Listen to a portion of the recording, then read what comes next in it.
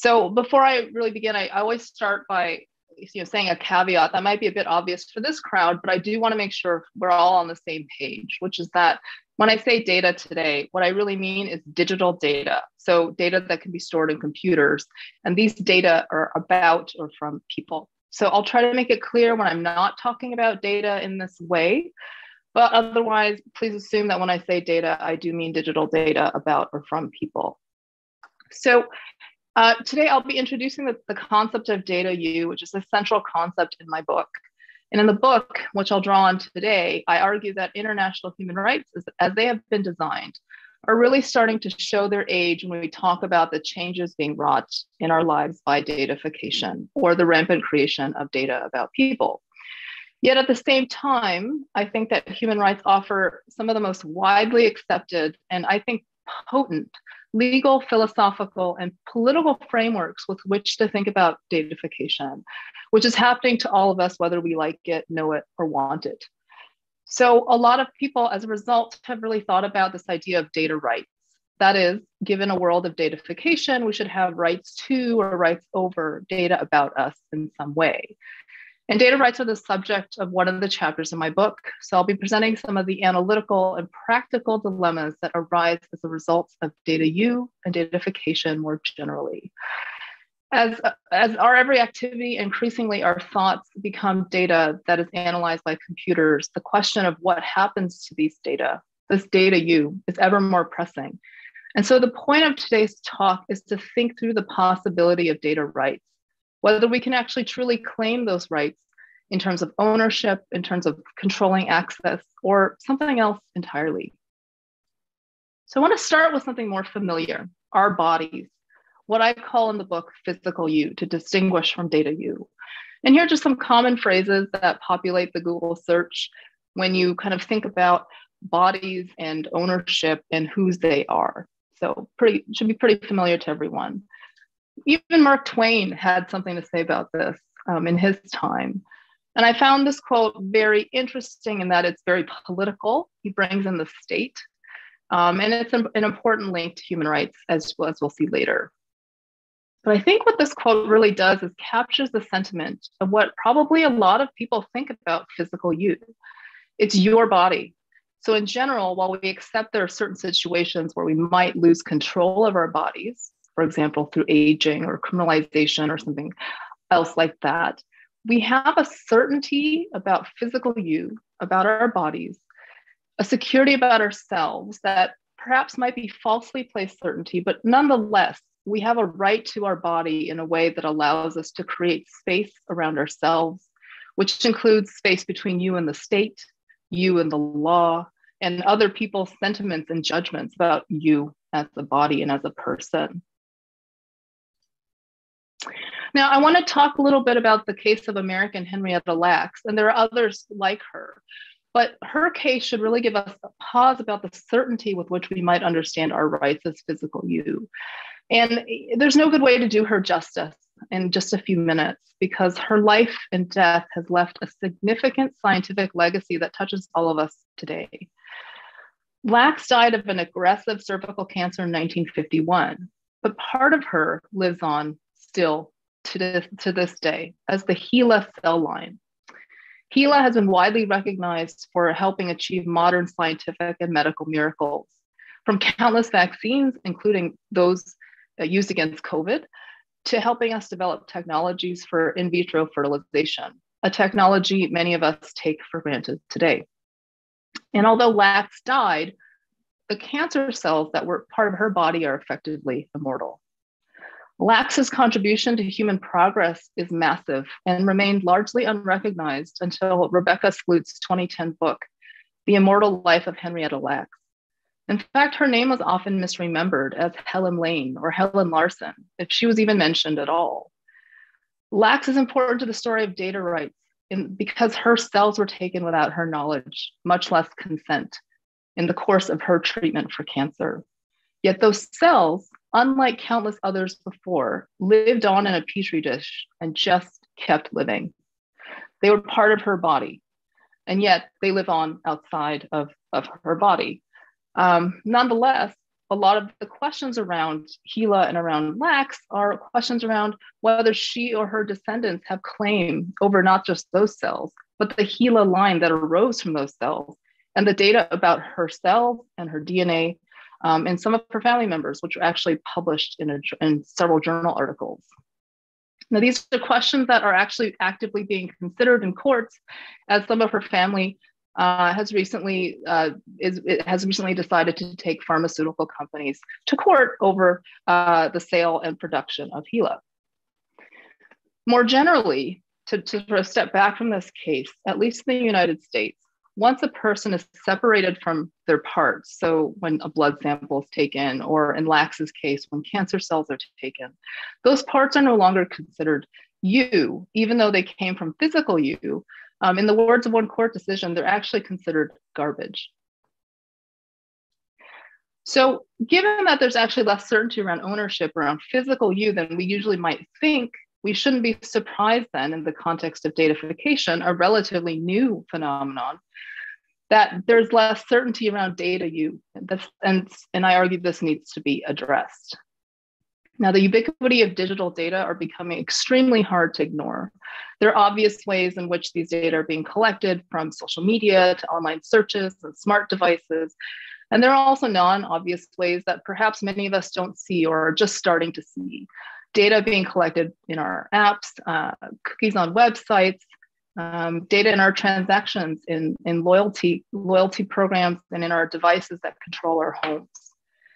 So the datafication of our lives represents a fundamental shift in the world that human beings have occupied previously. These data aren't your body, but they do document facets of you that arguably are just as important as your body: your personality, your thoughts, your preferences, your activities. And these trends have been documented in mass media quite a bit, especially recently, and all over different fields in academic research.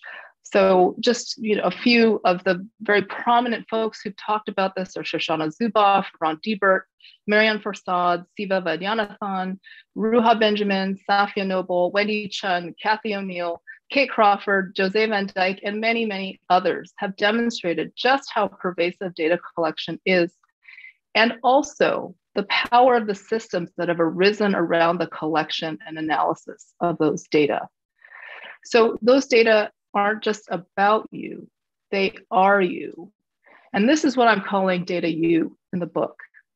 Now, the digital is reality, and it's something that poses problems for how we've conceived of our world to date.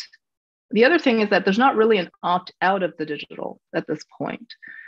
So, what is the value of data you? How can we think about it in this digital world? Well, first of all, I would say that data actually has a mixed record of value in terms of characterization.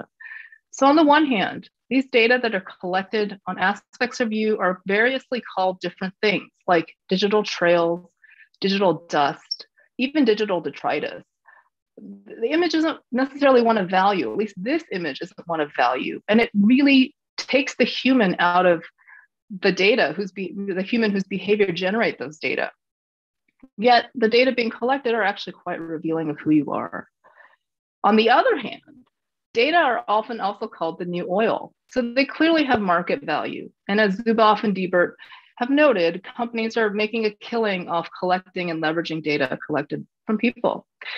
So more on this analogy later. There's more, I think, to thinking about data that is currently missing from these popular conceptions. And that is the intrinsic value of data as you, as a human being. And that is the point of thinking about data you as a specific concept. By thinking about data as a core part of each of us, as reflecting a part of our humanity and our identity, we introduce the need to think about changes to the human species as a result of datafication. And I argue this calls for corresponding changes in human rights that need to happen. Because human rights because datafication affects the core concerns of what human rights are concerned with, which is human dignity, human autonomy or freedom, equality, and community, which was originally thought of as the idea of brotherhood. So data you exists, but unlike for physical you, we have yet to think about this in a sort of wide lens way, how datafication fundamentally changes our lives as humans. Now, we've done a lot of work thinking about individual elements of rights in the terms of individual rights, like how datafication affects privacy or datafication prevents consent. And increasingly, we're thinking about datafication's effect on freedom of expression. But not as much has been dedicated to thinking about our humanity in general, and therefore the need to have rights that correspond with this reality. So, that's all well and good, you might be thinking, but what does this really have to do with human rights? And as I said earlier, human rights are a globally legitimate set of institutions that have been created to protect human dignity and human autonomy, equality, and community. And they're largely, to date, about regulating state behavior. Now, this is an important task, but what datafication does is it sort of adds another layer of challenge to how we experience these ideals that human rights are supposed to protect around autonomy, dignity, equality, and community.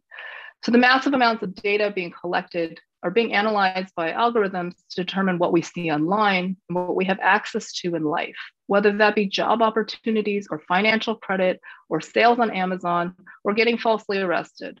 And as sociologist Marianne Forsad argues with her colleagues, this datafication, this sorting of us within societies is pervasive, as increasingly governments and companies stratify us and classify us into categories we may or may not be aware of. These practices are intruding on all of the fundamentals of human rights and can destroy our feelings of community, as we've seen with viral misinformation campaigns. So you might be asking, well, how is what we face now through datafication different from other situations where people don't have control over the artifacts they produce in life? As academics, we often send our ideas out in the world in the form of papers and presentations. And sometimes those ideas come back at us in ways that we don't necessarily recognize. Or, there are plenty of propaganda campaigns before digital technologies. So what I see as the big difference between, your papers and data about you is that our work, as much as they might define us professionally and might even be a very substantial part of you, they're not the entirety of you. And I think by contrast, if we think about the data we produce through our interaction with digital devices, we really are coming closer to being the sum total of you that's being recorded and noted. So your appointment books, your emails, your notes to yourself, your feelings, your fears, what you're searching for, your physical activities. And so data is a manifestation of you in data, which is now increasingly shaping the options that physical you might have. So this is a question of velocity, variety, and volume, as we often think about in terms of big data. And it's also a question of scope and a lack of credible alternative. What I also want to say is that thinking about humans as data doesn't necessarily dehumanize us, because I think what it does is that it engages with this idea or the reality that humans are increasingly more and more becoming data. And we need to take that seriously if we take the fundamentals about human rights, autonomy, equality, dignity, and community seriously. So what are human rights? I think this is going to be a very quick review, because I think the idea of human rights, when you try to define them, can actually get pretty abstract. They've been called the rights one has for being human. They are entitlements for life of human dignity. What all these ideas are trying to point to sort of broadly is that we are trying to create institutions that are trying to preserve human agency and the intrinsic value of each person's life as an end, not a means to an end. And what else is important, what stands out to me about human rights, is that they tell us about a life we think each human should live, but maybe can't or don't. And these are things we should be able to enjoy that are entitlements and therefore cannot be taken away by anyone, whether that's governments, which is traditionally how we've thought about human rights, or increasingly other entities like corporations. So I'm a political scientist. I work at the international level in the subfield called international relations. We tend to focus on the global politics of human rights and what it means, which means we look at how people have argued for which rights come into being and why some actually become broadly global and others don't, and how they work at the global level. So at the global level, the human rights framework is quite expansive. In addition to the 1948 Universal Declaration of Human Rights, or commonly called UDHR, there are 9 core UN treaties and a number of optional treaties to those treaties that are surround human rights. And there are even more non-binding legal instruments called declarations that define human rights at the global level. In addition to this, looking at the framework, political scientists also see human rights as a political project. So we're looking for the reasoning behind why human rights exist at the global level and their effects on other levels of governance. We want to explain why some rights succeed and have power and others don't. So what's currently missing from our global framework on human rights, stuff that Daphna and her co-author Yuval Shany have pointed out, is an effective conception of the human as beyond physical you. We can't really blame the founders of the global human rights regime in 1948 for not knowing what the world would look like in 2022. But I think we can do a better job than to assume that the same analog rights that have been developed in previous decades are simply going to port themselves into a world where data U exists. Okay, so there's a difficulty with doing that. And here's really the problem I see with data that our current human rights framework has yet to grapple with, and I think needs to. So data are sticky. This is how I think about it in the book. Typically, the things that we think about, some of the qualities that make data so useful for us, they're easily copied and transferred. For the economists out there, they're non-rival and only partially excludable goods. So that's kind of what makes them useful. Now, what makes them sticky are 4 other qualities. And this is what, the major challenge, I think, to thinking about human rights in the context of datafication is going to be. The first is that data are mundane. So the great majority of data simply describe or catalog mundane activities, and that they're everyday. And so, just things that we do passively and we don't think about, that don't seem special, are recorded via our devices. They're being collected across the population, and then those mundane sources of data are being used to analyze, categorize, and generate predictions from. Now, I like to quote Cathal Kelly, who's a Globe and Mail sports columnist, but he's written this great memoir in which he talks about how important mundane things are. He says, quote, "The fascinating things about life are the banalities we so rarely discuss amongst ourselves, but that we devote most of our energies to navigating. How'd that day you've forgotten look? What did it feel like? Were you lonely? Did you have the sense you were progressing anywhere? Probably not. Yet string a few thousand of them together and that's a life." I think the banalities are what is mostly being collected, being turned into data today.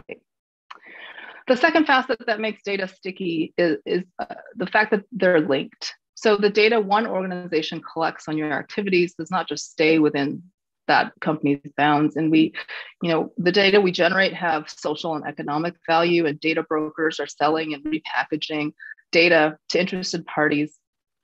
And it's become so cheap to grab data and archive it that it makes sense for nearly everyone to do it and to link these data together. Data are also sticky because they're forever. And this is because once datafied, the information about our lives can easily transfer between users. To date, most of the time, it's very difficult to verify the deletion of data. We don't, even when we close accounts or ask that data be deleted, it's hard for us individually to verify that that's happened. Finally, the fourth reason that data are sticky is because they're co-created. And this is an idea I'm going to be focusing a lot of today's talk on, because this really drives the dilemma around data rights. So co-creation is the idea that you are the source of data, but someone else is actually interested in collecting that data to begin with. So new data are created through a collaboration between this data collector, who is often a company these days, and the source of the data, which is you. So without you, there would be no data. But without that company, there would also be no data. And the data collector is a key actualizer of that data creation, because otherwise it would just be the mundane behavior and thoughts we have unrecorded. Now, this characteristic of co-creation poses a practical problem if we want to think in human rights terms about whose data they are. Are they yours because you're the source, or are they the companies because they're the creators of that data? Now, it's worth pointing out that the stakes are higher for you than for the data collector, because the data being collected reveal aspects of who you are.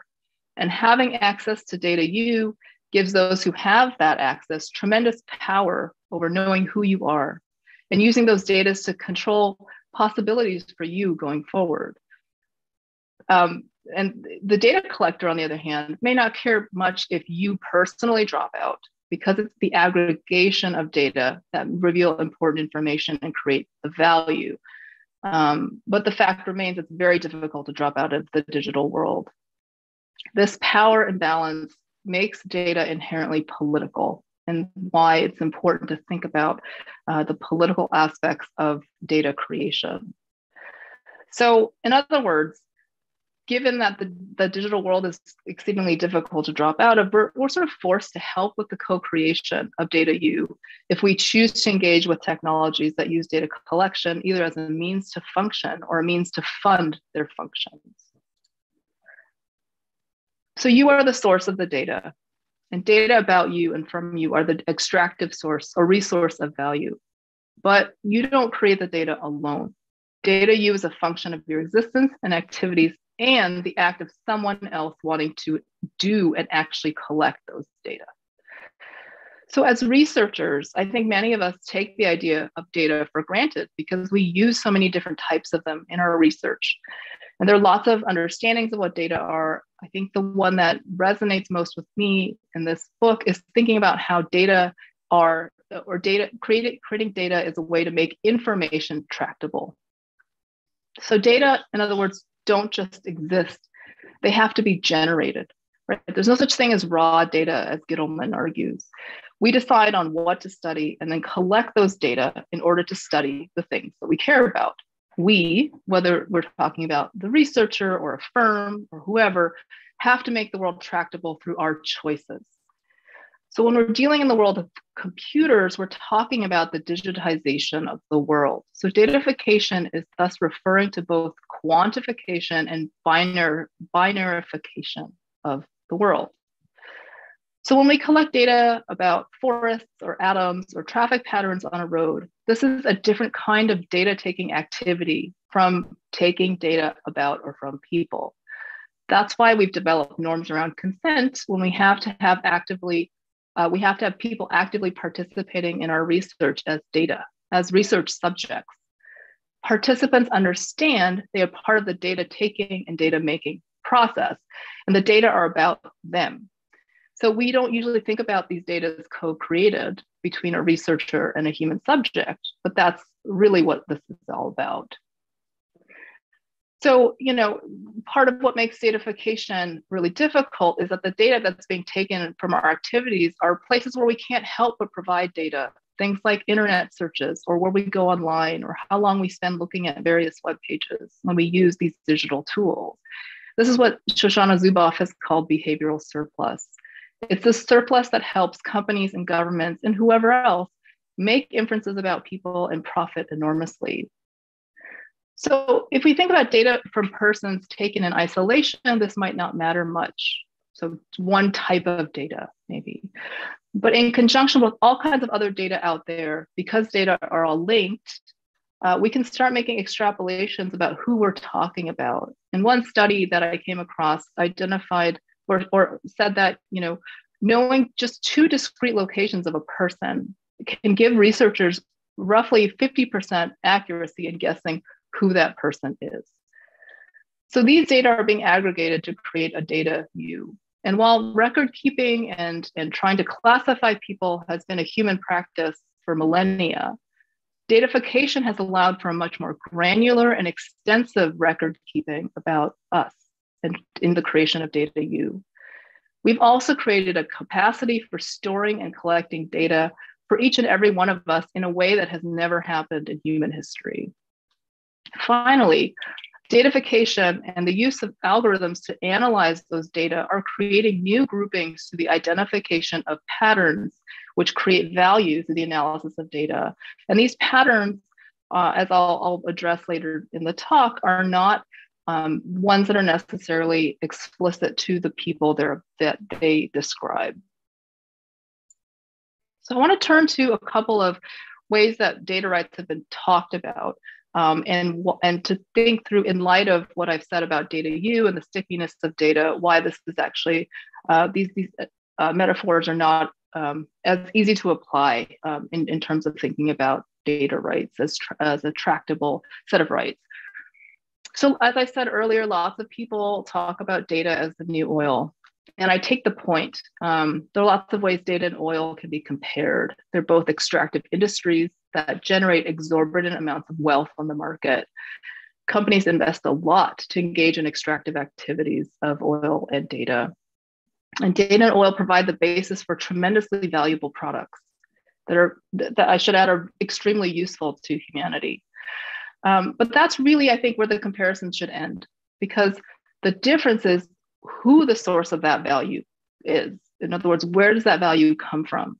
So data are about people, and those people are often still living. Oil is generated by long dead organisms. And so the effect of data is real on people who are still living. And it changes their lives, it changes our lives as we live them. Whereas oil does not exert an effect on their source. So when we liken data to oil, really we're treating humans as a means to an end of productivity, of product improvement, for sales, what have you. And this takes away from the fact that the data are more than just economic to us. They are revealing of who we are. So having access to data U, again, gives those who have that access tremendous power to know who you are, your identity.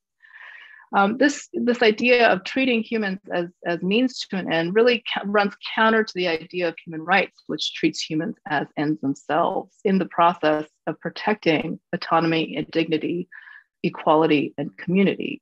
So from a human rights perspective, thinking about data as oil treats them, as gives them monetary value instead of treating humans as ends themselves.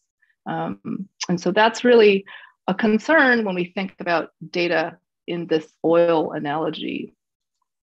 Now, okay, maybe data aren't oil-like, but is there some way we can still claim that data that come from us, right? Is there a way we can benefit financially and be compensated in some way for our part in data? This is an excerpt from an article will.i.am, who is a member of the hip hop group Black Eyed Peas and has been a huge proponent of this, of the idea of compensating for data, personal data. This is an excerpt from an essay he wrote, and he, really talks about ownership of data as a form of empowerment. He thinks about data rights in other words, as property rights, something that should be treated in a way that people should be able to get something for enabling access to data about them. And it's a pretty prominent position that's also been embraced by academics like the economist Glenn Weil, who has focused on how labor is reflected in data, in addition to the data as a thing themselves.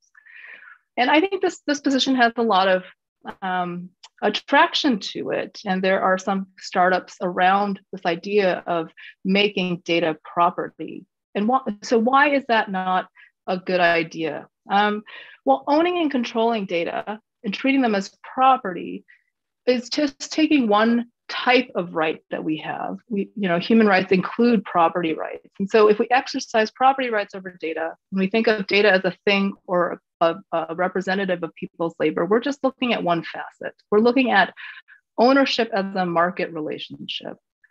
But as I've said in this talk, I think datafication is not just about the market. It's not just about economics. Data affects our social relationships, our political relationships, and our relationships to ourselves and our self-understanding. And so, a lot of human relationships are market-driven, but not all human relationships are on the market. And that's in part why we have human rights. So I think practically speaking, this focus on owning data also loses the importance of the algorithms that analyze and make predictions based on the data.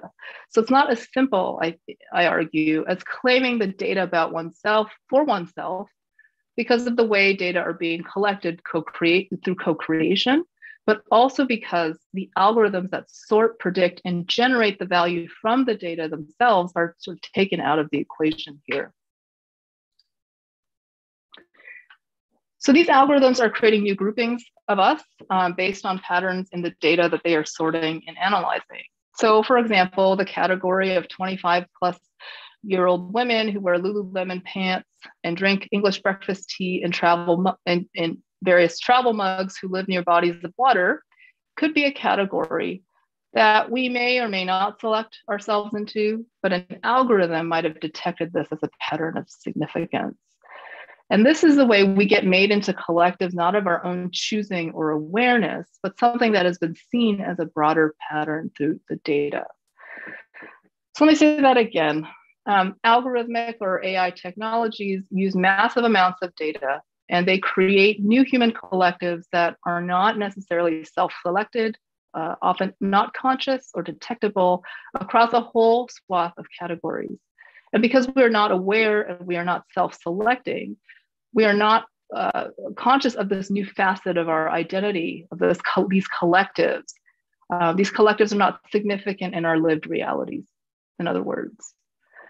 Now, this runs against our fundamental understanding of how human rights work, and in many ways, how we organize ourselves politically and socially as a species. So I want to map this on to ways that we think about human rights. So first of all, many human rights can be thought of as held at the individual level.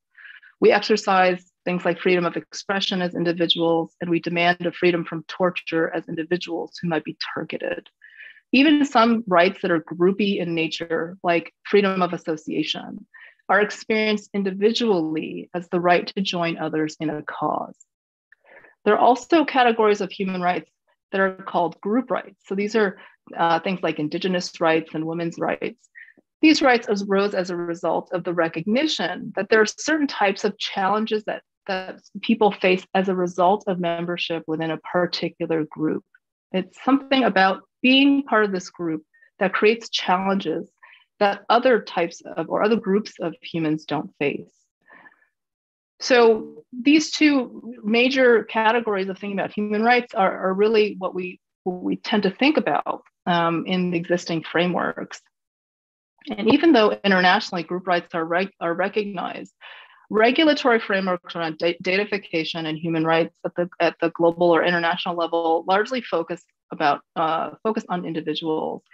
And even frameworks like the European Union's General Data Protection Regulation, or GDPR, are focused on identifiable data subjects or individuals. Now, I think we can understand the focus on individuals, and I think we can also understand easily the nature of identity-driven or socially identifiable groups.